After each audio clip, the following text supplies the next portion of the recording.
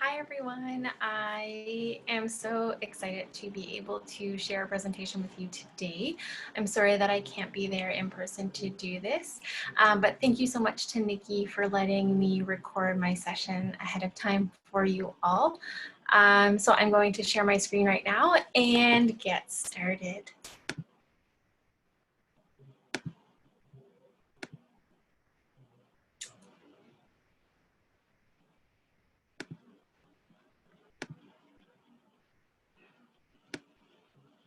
All right, so my name is Janessa, and I am going to be doing a two-part self-care series for you all. The first part is called Self-Care and the Classes of Experience and Tiny Habits. So my hope today is that I will be able to share some tips and tools and strategies with you all that will be useful in your everyday life and situation. So I know that this isn't your run-of-the-mill self-care session.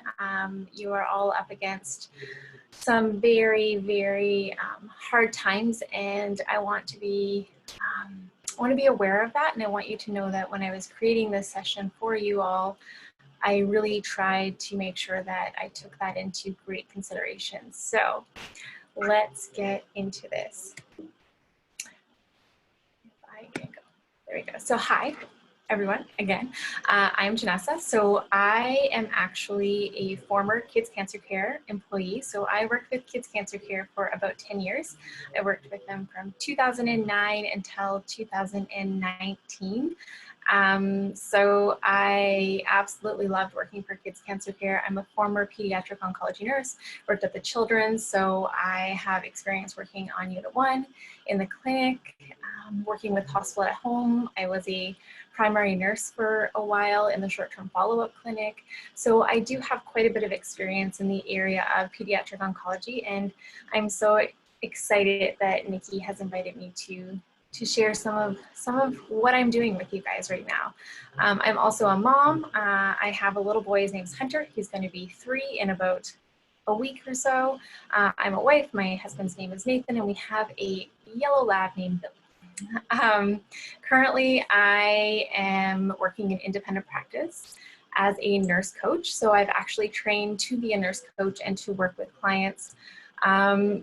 Most of the time working around lifestyle modifications, lifestyle behavior changes to live a healthier and happier lifestyle.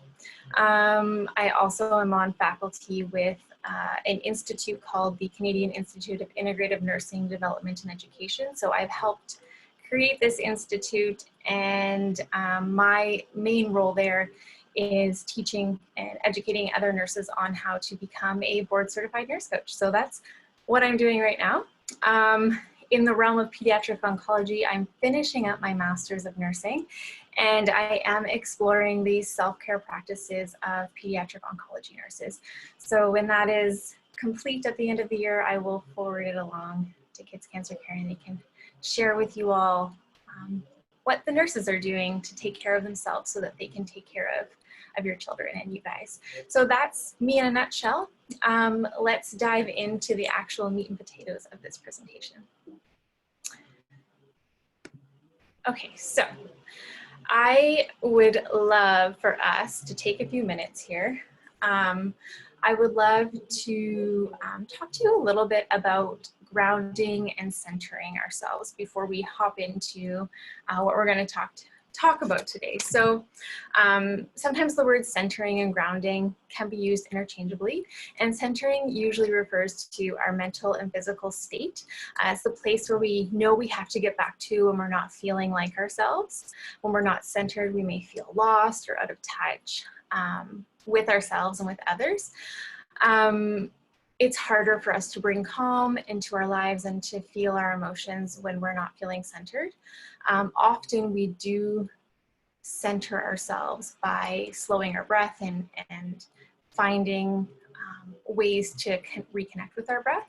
And then grounding is also used interchangeably, like I said, and it's kind of like in conjunction with those energy fields that are floating all around us. I don't know about you guys, but often you can walk into a room and you can feel the energy is off in a room and that you just need to like ground yourself and find yourself in the room. So grounding our energy before we engage in certain situations can also be very helpful. So for this, what we're going to do in a few minutes is we're going to take 5 minutes and we're going to do a finding the breath mindfulness meditation. So I'll guide you through that.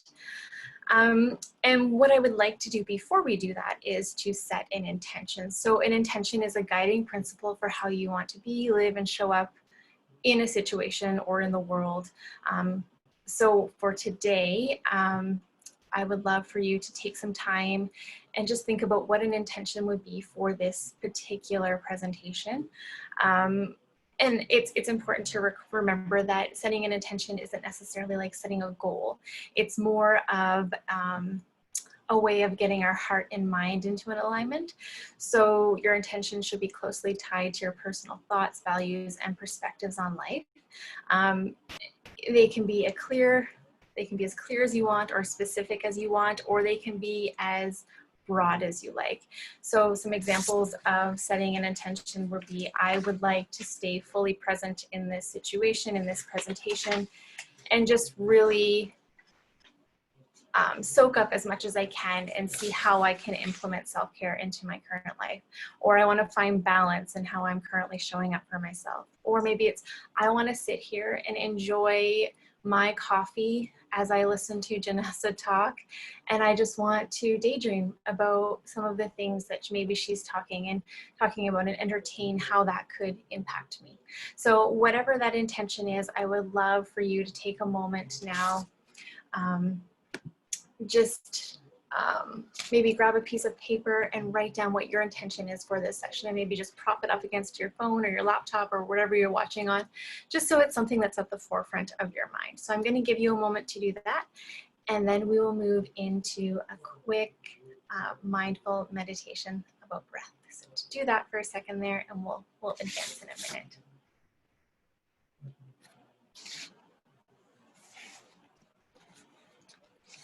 Okay. So like I said, we're going to do a finding the breath mindfulness meditation. And I wanted just to read a little excerpt for you. So the body is always breathing and breath is constantly moving. Your breath is not only the best place to start, it's a constant thing that you can return to anytime that you need a little bit of centering in your life. In this practice, you're going to find that gently being able to come back to your breath in your body is something that you can do again and again as often as you need. So what we're doing here is we're training our minds to be one with what we're experiencing without distraction. So finding your breath could be as simple as maybe you're going for an appointment at the hospital and you just need to calm yourself down, to clear what's going on in your head. And one way you can do that is to remember to focus on your breath, whether it's for a minute, 30 seconds, even 5 seconds. Just 5 breaths can help you find that place of calm and centering, and getting some of that energy that might be swirling around you to calm down a little bit so that you can refocus and tackle what you need to do next. So what I would love for you to do now is find a comfortable position for the body. Sitting is often recommended as it helps keep the body awake and energized. You can also lie flat on your back, or you can stand. Just do whatever feels most comfortable and sustainable for you for the next few moments of stillness. So what I would like for you to do next is to gently allow the eyes to close. If you feel more comfortable with your eyes open, try softly gazing at the floor or the ceiling, depending on your position. Allow your eyes to relax and rest on one spot. So the idea right now is to minimize the distractions that may be around you. So I want you to bring your awareness to your abdomen, relaxing your muscles. See if you can feel the natural rise and fall of your breath. Imagine the body is breathing itself from the navel around to the obliques. Notice the movement with each breath. So just take a few breaths like this. Move your awareness up to your chest.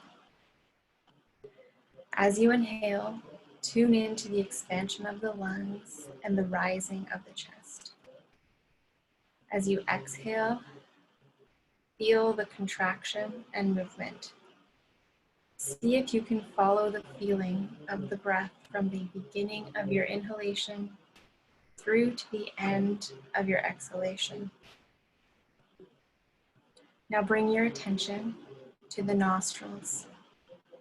The feeling of the breath may be more subtle here. Try taking a deep breath in to notice what is present for you. You may notice a slight tickle at the tip of the nose as you breathe in. You may also notice that the breath is slightly warmer on the way out. Rest your awareness of the body breathing in one of these three spots. So either through your chest, in your abdomen, or bringing the attention to your nostrils. When your mind wanders, refocus on the direct experience of the breath. Continue to observe your breath as you inhale and exhale. Take a moment now to do 3 individualized inhales and exhales.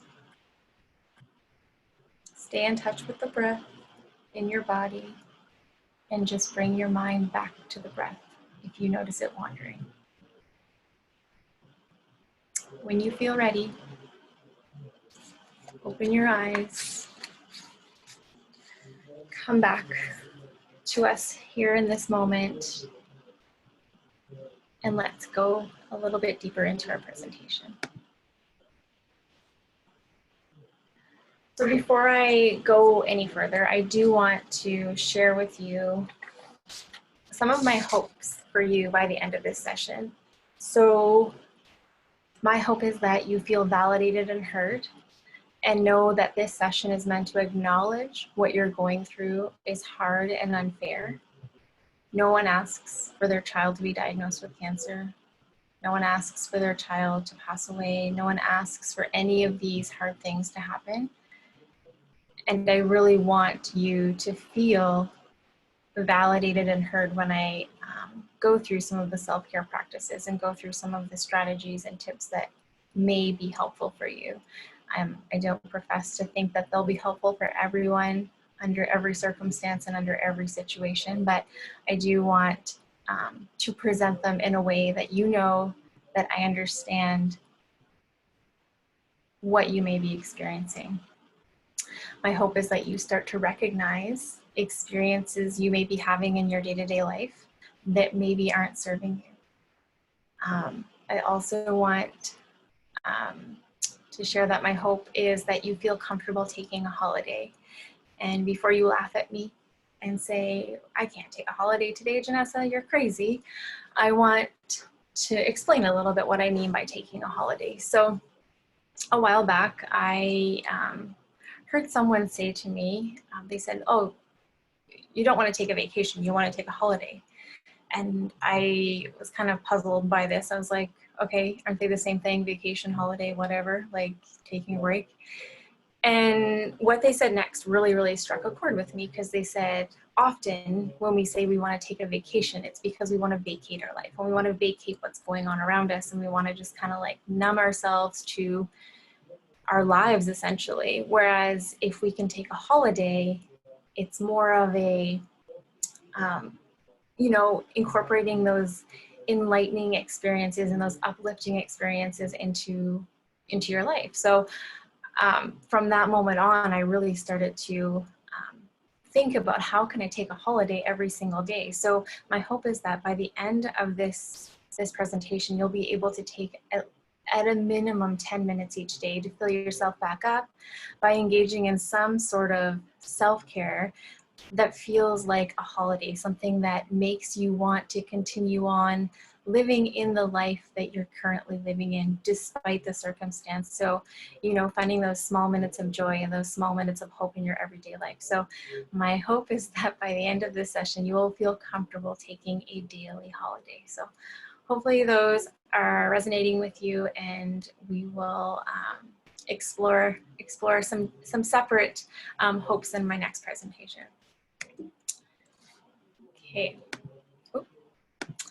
So one other thing I want to talk to you about is seasons. So we all know there's 4 seasons. We have winter, spring, summer, fall, autumn.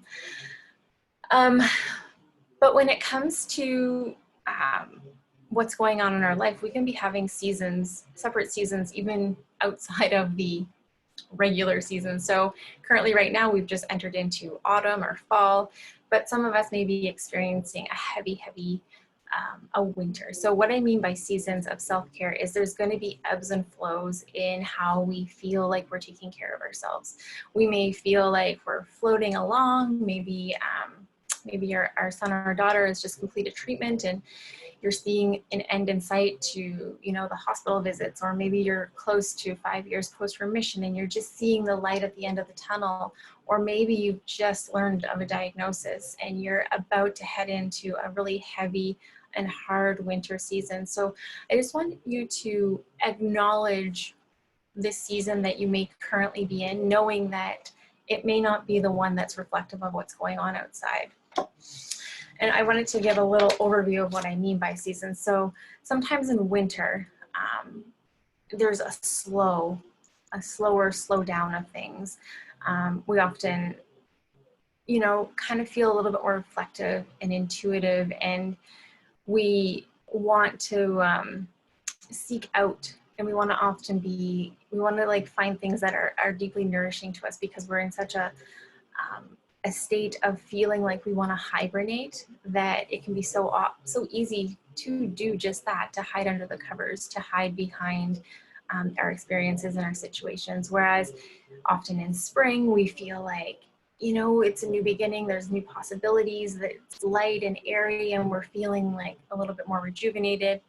And then summer happens and we just feel like we're in a great period of creative potential, where we can be expressive and expansive, and we're playing and we're having fun, and nothing is being taken too seriously because we just feel light. And then we cycle into autumn, which is where we are right now. And sometimes this can be a season where we start to feel like, oh, things are going to get a little bit colder. Things are going to get a little bit more chilly out there. And, you know, your energy might start to dip a little bit, and you may need to honor time for more sleep, or just knowing that you need to rest a little bit more. So it's important for you to just to kind of look a little bit inward and see what season might you currently be in, and how might that be reflecting on the types of self-care that you're engaging in, or the lack of self-care. So just a little something to throw out there. So what exactly is self-care? I mean, self-care requires us to reflect on what we know about ourselves and what we need throughout our day, our week, our month, our year, and our life. So self-care is one of those things that is highly individualized. What might be self-care to you is definitely not always what's going to be self-care for someone else. And we will explore some guiding principles of what self-care is in the next slide. But I just wanted to make mention, I put lots of different pictures on here. So just, you know, ensuring you're hydrating, you're taking time to breathe, having that reflective practice, taking time for yourself, even when it's hard, connecting with others, whether it's in person or virtually, and then also taking the time to disconnect from others, whether in person or virtually, moving your body, eating food, and just taking that time to be creative. Those are all things that could potentially be part of your self-care routine or your self-care practice. So there are many, many, many self-care myths. A few of them I would like to address here and just speak into them a little bit deeper would be, you need to earn the right to practice self-care. So how many of us, I know there's lots of moms on here, so lots of moms who feel like we don't deserve the right to practice self-care because there's just too many things to do, or we don't feel like we've done enough, or, you know, everything else needs to come ahead of our own needs. So we just were like, I just don't deserve this right now, or I can put this off until later. So we all deserve to practice self-care, and we don't need to earn that right. It's something that we just inherently get to do and get to have. But whether we can do that or not is a whole other ballgame. So we definitely do not need to earn the right to practice self-care. This is a common one. Self-care is expensive. While there are activities that you can do that are considered self-care practices, it's not necessarily the be-all, end-all. There's things that you can do that take 5 minutes, like we just did. We did a 5-minute breathing exercise that is completely and 100% free. While going to the spa and massages and, you know, going on fancy trips and doing other things like that are expensive and definitely fill your cup back up. There definitely are ways that we can engage in self-care every single day, every single minute that are free or very low cost. Self-care is optional. I'm just going to go ahead and say false. It's not optional.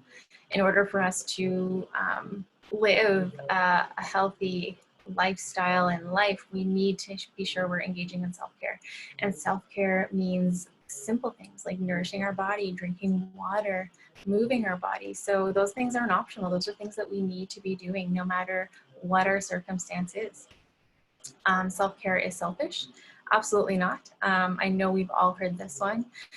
It's selfish to want to put yourself in front of others. And I know this can be a very tricky fine line when you have a child who's diagnosed with cancer, or you have a child in the hospital, and you know that you want to do anything and everything you can so that they feel better and that they're, you know, like doing as well as they can be doing given the circumstance. But if you're not able to take care of yourself and put yourself first for a few moments in your day, it's not going to be helping anyone in the long run.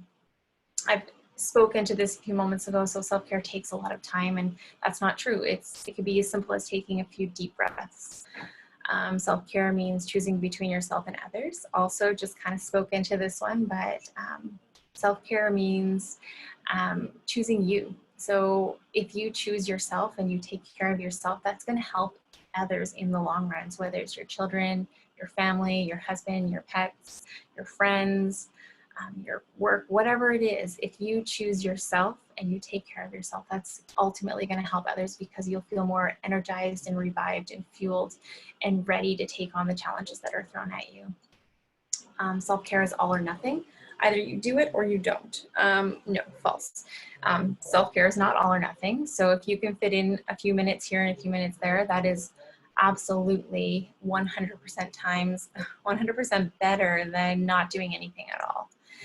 And then finally, self-care is for healthcare professionals, not parents. Your children always come first. So I know that this one is a tricky one. As a healthcare professional, sometimes I get tripped up on this one too. It's like, oh, self-care is for everyone else. As a healthcare professional, you signed on to help everyone, so put them first. And I feel like parents often get hit with this one and they say, well, your children should always come first. And absolutely, your children should be a #1 priority of yours. But like we said before, if you can't take care of you and you can't make sure that you're feeling energized and ready to take on what the world throws at you, then really we're not able to help others. So, I mean, they're all self-care myths, and I know they're all things that we've heard of in the past, and maybe they're beliefs that we currently have, but I would encourage you just to read through the list and just know that each and every single one of these are false, knowing that if we can take care of ourselves and pour into ourselves, we're that much better equipped to help others in our lives.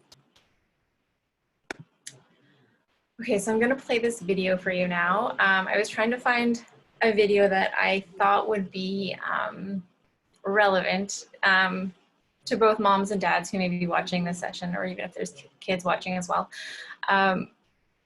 Yeah, so it was very hard to find a self-care video, but this one I thought did a pretty good job of simplifying it and making it very easy to understand and to see that we don't have to be perfect all the time.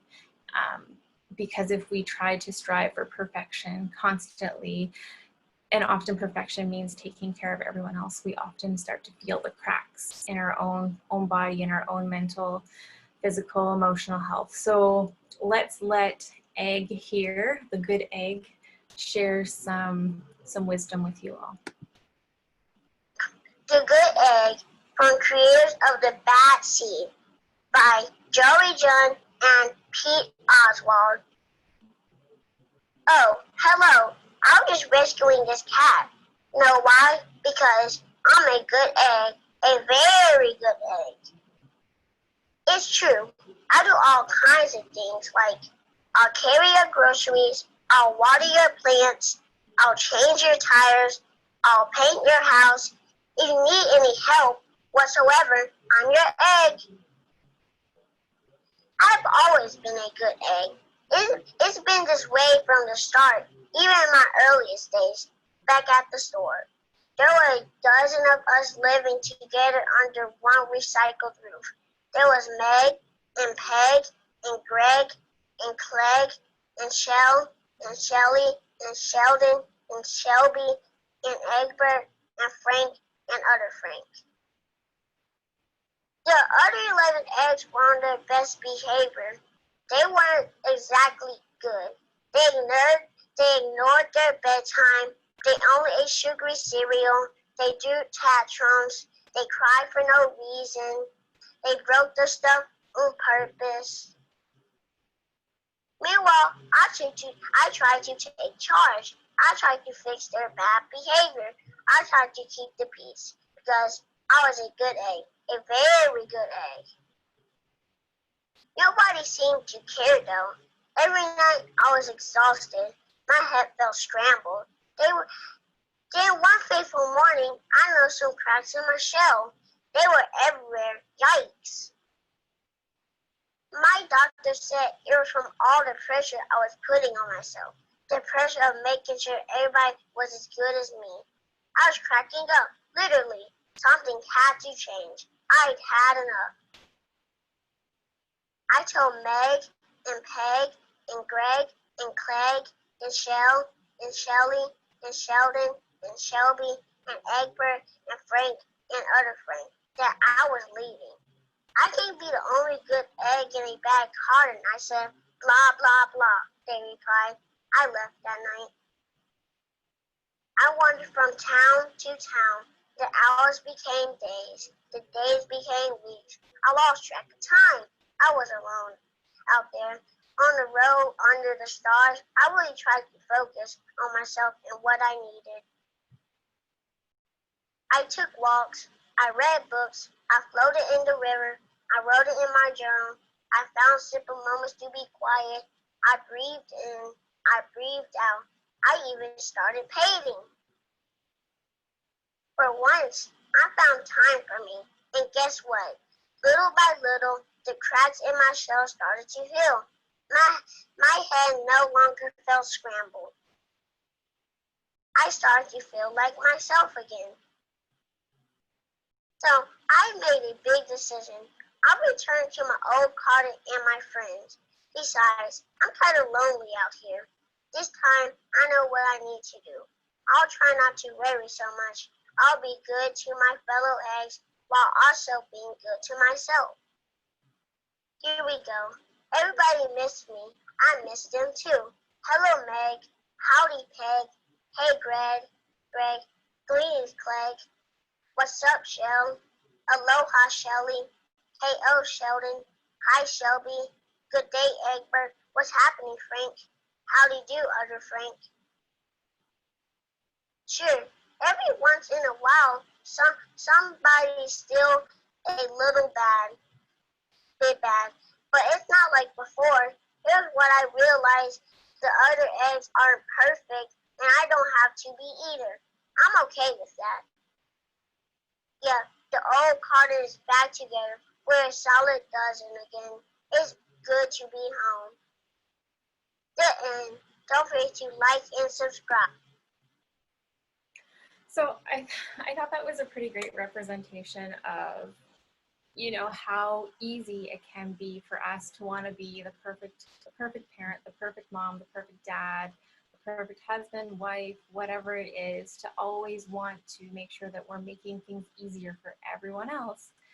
But oftentimes when we do that, when we look in the mirror, just like the good egg, we see that maybe we're not doing so much good for ourselves, and we're finding we're, you know, things are cracking. We're finding those cracks on our head, or those cracks in our eggshell. So those are things that we definitely want to be aware of and cognizant of as we go throughout our life.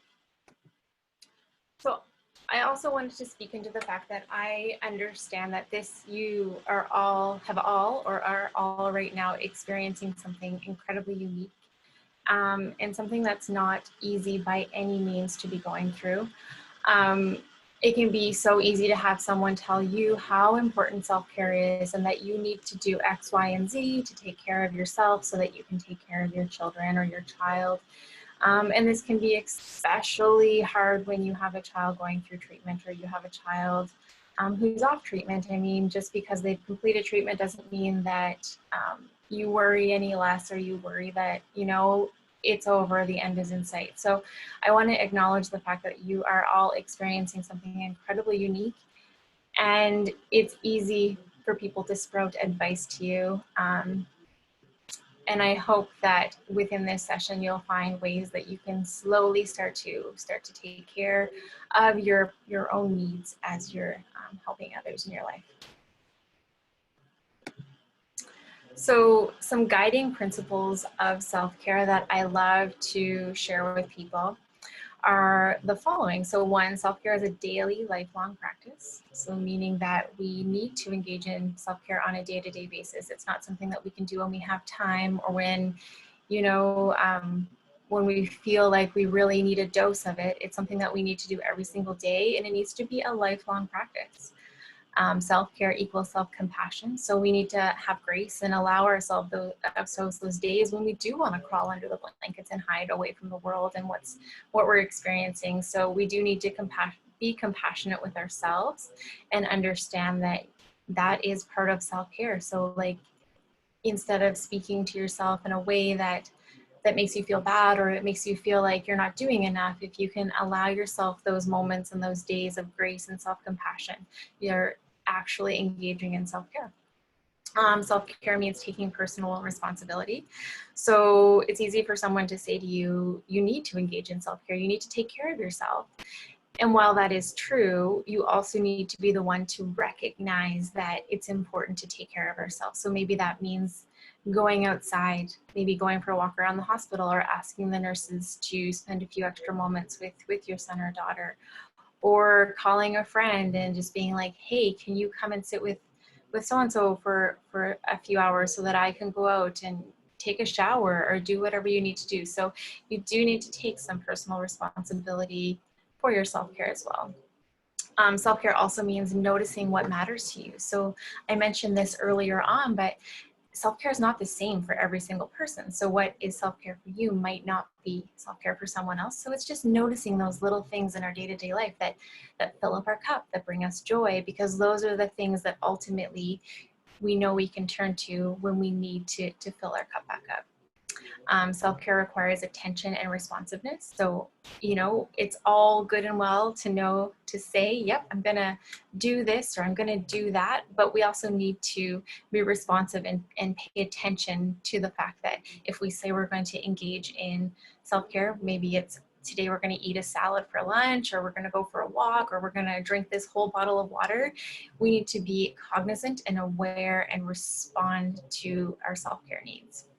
The next one, sometimes I like to play devil's advocate with this one, because it says self-care must be realistic to be effective. And sometimes those spontaneous self-care activities that we can engage in, like a good old-fashioned laugh or something like that, those can be things that aren't always the most realistic, but can be the most effective. So take that one with a little grain of salt and know that yes, we do need to be realistic sometimes about what self-care is, but we also need to allow for those unrealistic moments of self-care, which can be just as effective and powerful. And then finally, self-care precedes self-fulfillment or self-actualization. So if we ever look at that, you know, that triangle, Maslow's hierarchy of needs, the very, very bottom foundational piece of that hierarchy of needs is that we need to ensure that our basic self-care needs are taken care of. So that includes fueling our bodies, moving our bodies, hydrating our bodies, those things that we just need to feel safe and secure in our day-to-day life. So when we start to build that solid foundation, and we'll dig a little bit deeper on that foundation piece in the next presentation, but in order to feel fulfilled and actualized, we do need to ensure that we're taking care of ourselves on multiple levels and multiple layers. So those are some guiding principles to help guide you through what self-care looks like specifically for you. All right, so I've seen this quote floating around on the interwebs multiple times, but I always liked it because I was like, how true is that? So self-care means being switched on, fully present, and engaged in your life. Ignoring your own needs leaves you feeling depleted, but self-care will energize and recharge you. And often the picture that I've seen going along with this quote is a cell phone on its last leg. The juice is out of it, the little battery has come up, and it's indicating that you need to plug it in to recharge. So I think it's profound and powerful because we would never not be prepared and not have a charger and not find the time to charge our phones. But in our own personal everyday lives, we often will ignore our little battery light that's come on that says, I need to be plugged in for a while. I need to sleep. I need you to feed me something. I need you to take me out and get some fresh air. I need you to laugh. I need you to do these things. So think about your cell phone. Every time you go to plug that cell phone in because it's on its last leg and the red little light has come on to your phone and saying, charge me, I want you to also take 2 minutes after you plug that phone in to recharge your own battery. And we're going to get into what that could look like momentarily here when we start talking about tiny habits. Okay, so before we jump into tiny habits, I want to talk to you a little bit about something called the classes of experience.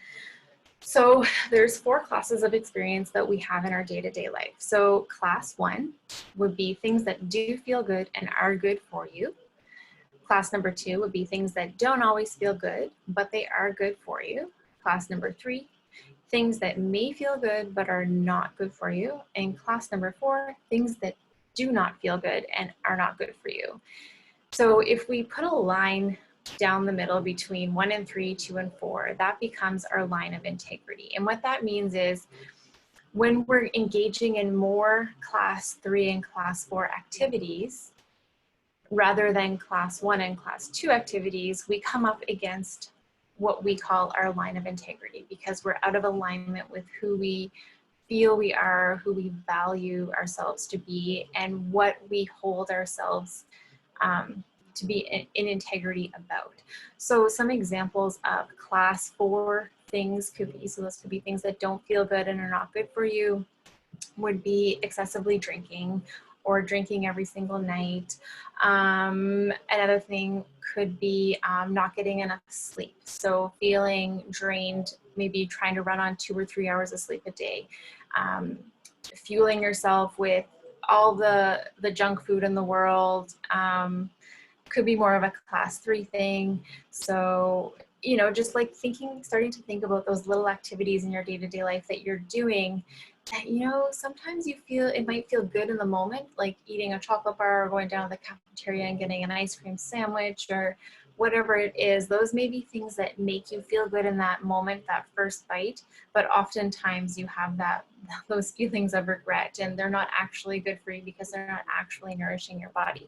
So when you think about class 3 and class 4 things, often we're coming up against things that we're like, oh, I always do not feel good when I engage in something in this way. Whether it's in the moment you feel good or you don't feel good, ultimately those things are not serving you. They're not good for you in the long run. And then class 1 and class 2 are things that they are good for you. And in class 2, some of the things that we do may not necessarily feel good in the moment to do, but they are ultimately good for you. So that could be working out, going to the gym, taking the time to prep a few meals the day before, or, you know, sometimes it doesn't always feel good to ask someone for help or ask a friend for help, but it is good for you in the long run. And then class 3 is really where we want to be living our life, and understanding that when you have a child going through treatment, things are going to be scattered and skewed all over the place, but there are ways that you can navigate and figure out, how can I live a class 1 life despite what I'm experiencing in my personal life, and despite what's going on within our family? How can I ensure that I'm doing things that are good for me, not necessarily bad for me because it's easier? So have a look at that. Take maybe a few minutes to jot down a few experiences under each category that you know you're currently engaging in. So what we're going to do is move a little bit further from those classes of experience, and we're going to explore what tiny habits could look like. So a few minutes ago, when I was talking about not letting your phone go uncharged for days on end, you would never let yourself or often we let ourselves go without charging ourselves for day on end. So what we want to do is we want to focus on little tiny habits that we can start incorporating into anchor points in our day. So the first thing we do when we're creating a tiny habit is we find an anchor point. So this is an existing routine that you have in your everyday life that reminds you to do whatever tiny behavior you come up with. So once you've found that anchor point and you've done that existing routine or behavior, you're immediately going to complete your tiny behavior after that. So an example would be every time your phone gets ready to die, or maybe you charge it at night before you go to bed, or maybe you charge it first thing in the morning, whatever it is, after you plug that phone into the charger, perhaps your tiny habit is that you're going to go and take 5 minutes and you are going to close your eyes and you're going to focus on breathing. Whatever it is, we want it to be super, super tiny and simple, so that it's not something that you'll convince yourself not to do. So even taking those 5 minutes might be a little bit too much, but what we want to do is we want to complete your tiny behavior, keeping it super easy and super simple. So say you plug your phone in, immediately then you go and take 3 deep breaths. Like bam, bam, bam, you can do that. You can feel your breath. It's not 5 minutes, it's 3 simple breaths. And then here's the kicker. At the end of completing that tiny habit, you want to make sure that you do something to celebrate, and it doesn't have to be a big thing. It's just something to celebrate that you've done your tiny behavior, your tiny habit. And what that's going to do is evoke a positive feeling inside of you. So maybe it's a little woo, or maybe it's a tiny little dance, or a butt wiggle, or an elbow shake, or whatever it is. It's something to start getting you thinking about celebrating the fact that you're engaging in tiny habits. So often when we're looking at engaging in self-care, these are excellent ways to start incorporating tiny bits and pieces of self-care into your day-to-day life. So the next slide is just a continuation. So these are something you can print out and have, where it just kind of walks you through the tiny habits again. So so identify your anchor movement. So after I go to the bathroom, I will immediately do 5 push-ups. Then I will celebrate by giving myself a high five, whatever it is. Going through those. I'll also post a bunch of handy dandy ones. We have a whole stress collection, which would be a really good one too. So just like ways to like help minimize stress in your day-to-day life. So that's kind of how we like to incorporate tiny habits into your day-to-day. Okay, so a few reflection questions here before we end our session. So reflecting back on those classes of experience, what class do you feel like you have been living in the most? So are you feeling like you're a class 2 and a class 3? And to be honest, most people do live that line between class 2 and class 3 because we're human and we know in our everyday life what we should be doing and what we need to be doing to feel good, that sometimes doesn't necessarily feel good in the moment, but a lot of us live right on that line of integrity. So don't feel like you're doing a bad job. It's just the reality of being human.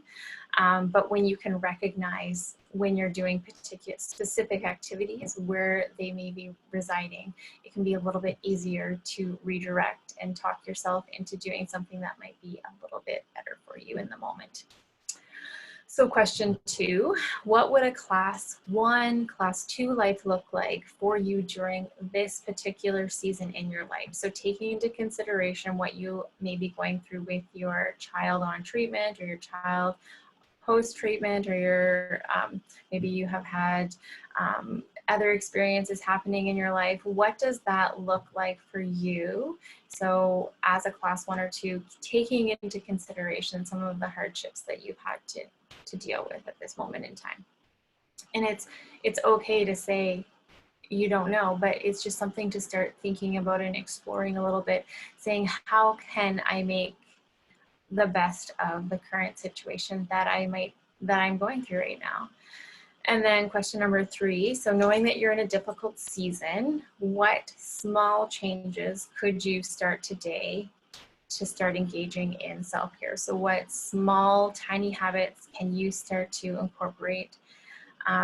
Maybe it's drinking enough water. Maybe it's setting a timer. So every time your phone beeps or every time you go to open your phone, you make sure that you drink a sip of water. Or maybe it's, and here's some examples, if you're in hospital, maybe every time the IV pump beeps, maybe you get up and you do some sort of movement, maybe whatever that looks like, just around the room, or maybe you leave the room and you just go off unit. So just finding those little tiny anchor moments in your day that you know are inevitable and you know are going to happen, and attaching a tiny behavior to them that can help you start to take care of yourself in small, minuscule ways that will ultimately make you feel a lot better in the long run. So that's the end of my presentation for today. I look forward to seeing you in Self-Care Part 2, where we'll explore a little bit deeper around some of the self-care practices that you can engage in various categories of your life, something I call the Core 8 Foundation. So that will be taking place next weekend. Thank you so much for watching. And if you have any questions, feel free to reach out. I'm sure Nikki has provided my email address in the notes, so you can reach out if you have any questions or you wanted to focus a little bit more on anything that I did talk about. I am happy to do that with you, and I hope you enjoy the rest of the conference. Thanks. Have a great day.